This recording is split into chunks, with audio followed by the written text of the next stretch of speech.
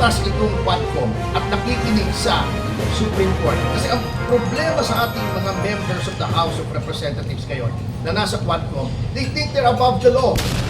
Sinabi na ng Supreme Court ng guidelines on how to cite for contempt.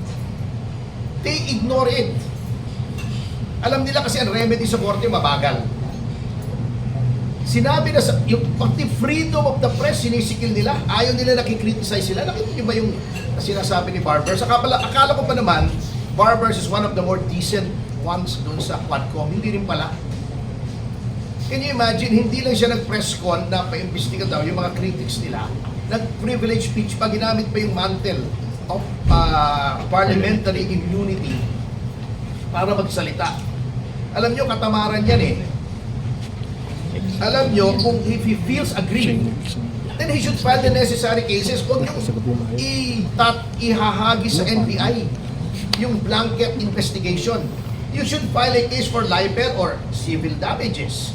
Kung tingin mo may mga na-insulto sa inyo, na-harm sa inyo, hindi yung tatakutin nyo by saying the NBI should investigate. I think the NBI has better things to do than investigate critics of the Quadcom na sila naman din naman ang may kasalanan kung bakit ay sila ay nakikriticize because they're being assholes in public. Oh.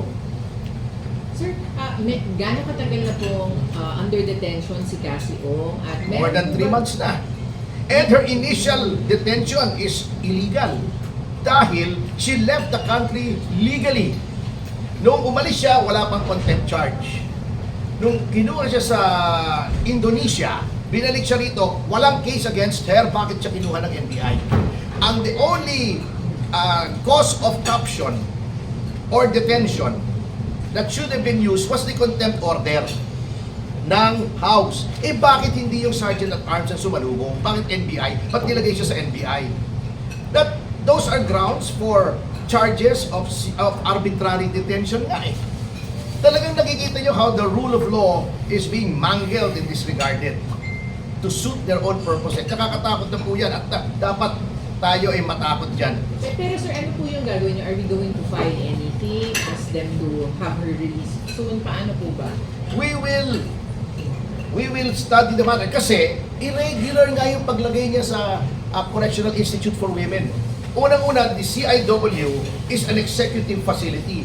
What is the business of the legislature ordering the detention of someone in a facility that is not within their department, not in the legislative department, di ba?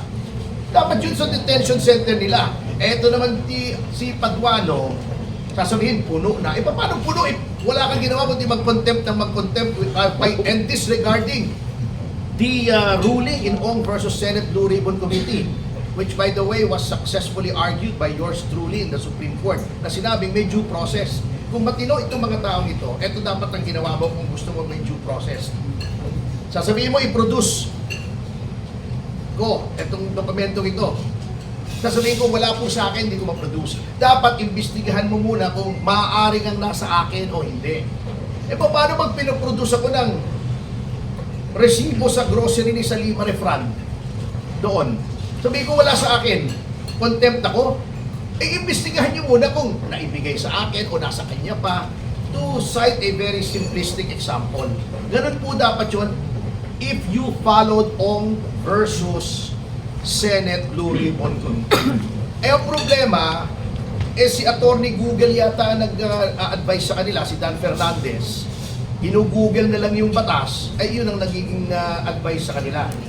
So talagang abuse of legislative powers tong ginagawa nila sa Lima eh. Grabe talaga eh.